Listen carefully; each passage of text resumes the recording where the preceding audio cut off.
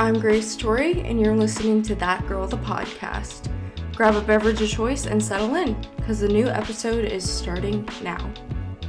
Hey, what's up, you guys? It's your girl, Grace Torie, and I am back with a brand new podcast episode. In today's podcast episode, I'm going to be talking about how I have turned my life into my Pinterest board. Basically, my vision board, Pinterest board, what that looks like, how I have done that, and all the things.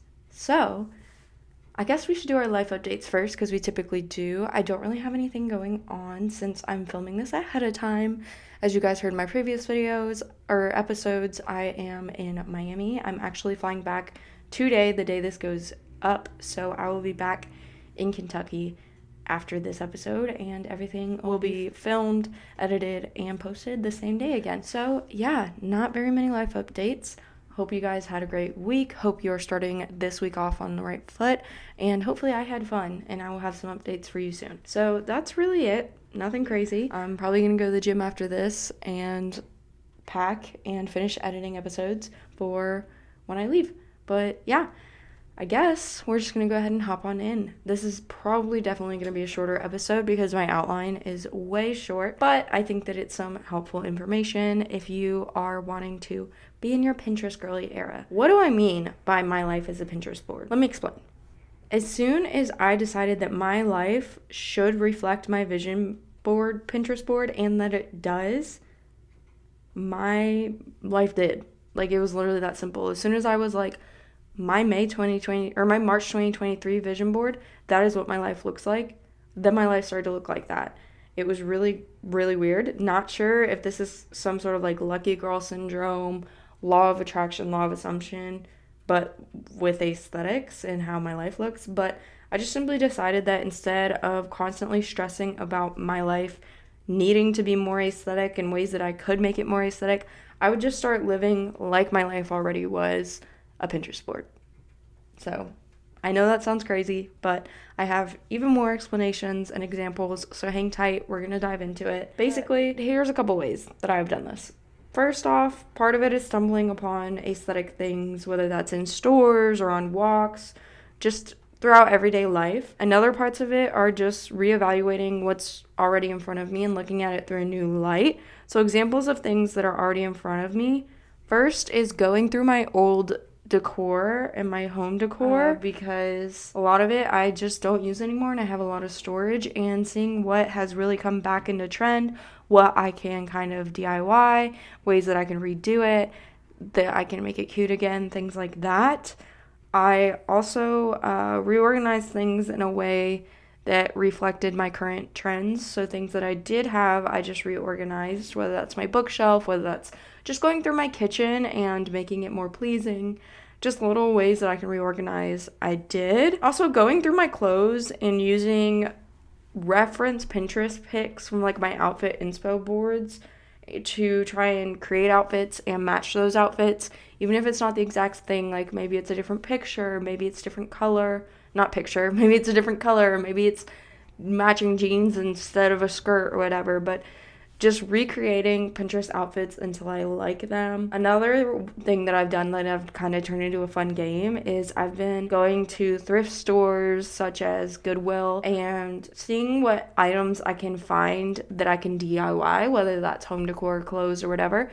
Just like little items that I can paint or cut or crochet, whatever, into something that I want to do. I know this isn't like something new. I know that people have been DIYing and thrift flipping for a long time, but I always thought I wasn't capable of doing it. Like I wasn't crafty enough, or I just wasn't able to. Like I'm not that girl. But once I tried, I realized that it's a great outlet for my creativity, and it's also really fun and just creative. Like I love bleaching and crocheting and painting, whether that's even just like spray painting home decor to make it a color I like literally that simple. I've also really just been listening to my intuition whenever I can and seeing where it takes me. At my core, I am a very cottage core, soft living girly. We've talked about this. So my intuition usually follows a rhythm like that. So sometimes my intuition is just like we're having a chill day and I end up at Goodwill.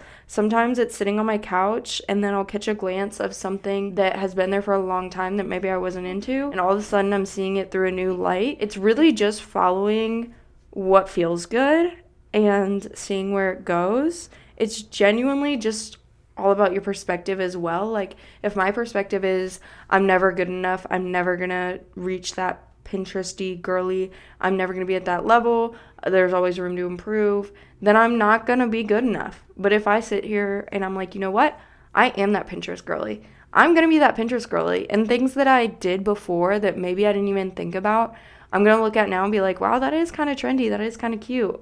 Wow, didn't know I did that. So having a good perspective on it is really nice, and I highly encourage you to just look at it through a new light. I also want to mention that if you feel like what you currently have is not aesthetic in any way, shape, or form, then you could also slowly buy more things that align with you. This doesn't have to be expensive. You don't have to completely just throw out your closet and restart.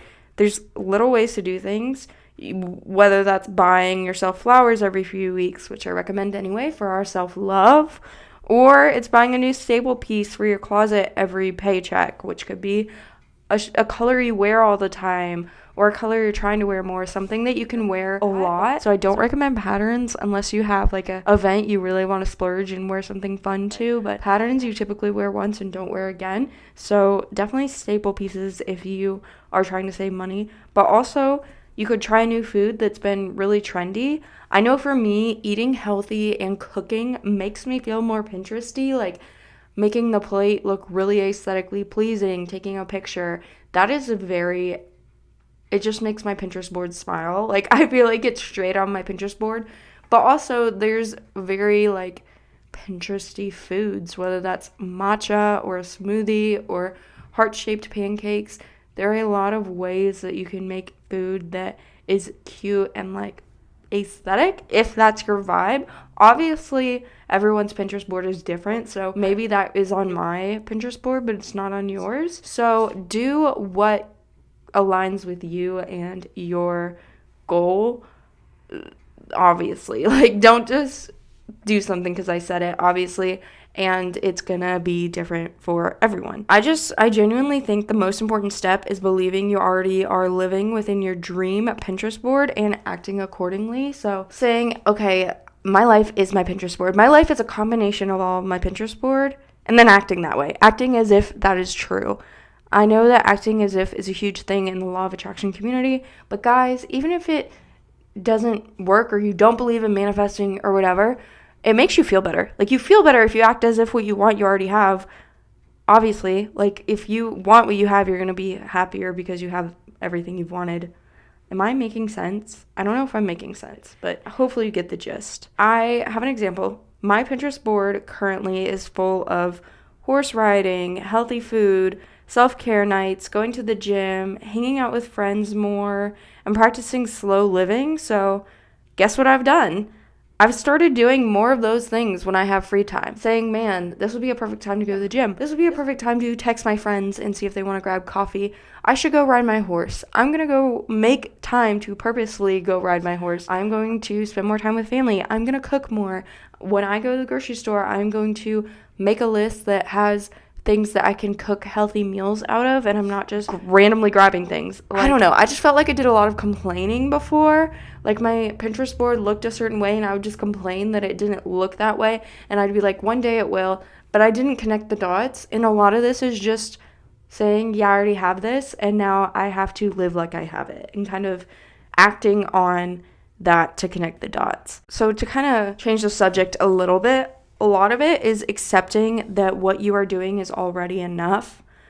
So to kind of explain that more, I really have a hard time accepting that anything I do is enough. We've talked about this because I always see that margin for improvement and think about how I can improve, and I don't celebrate how far I've come.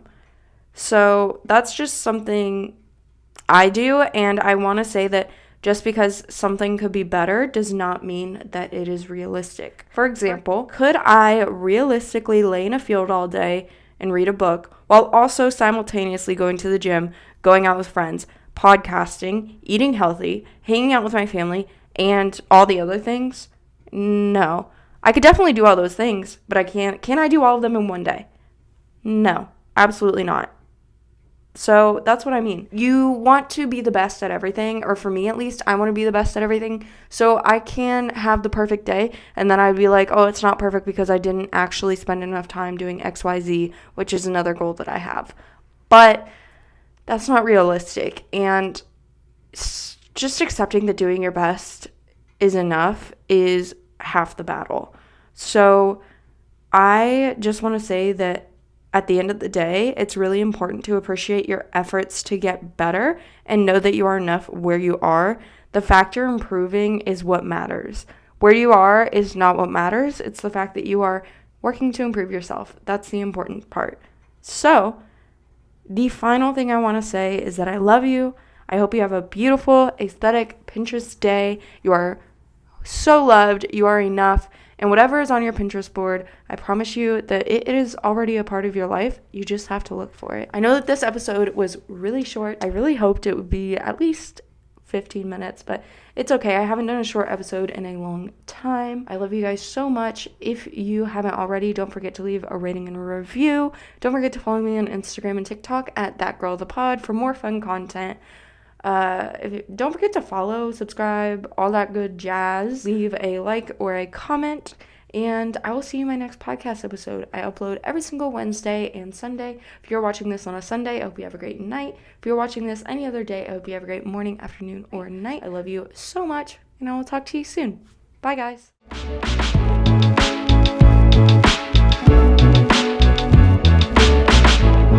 You was the first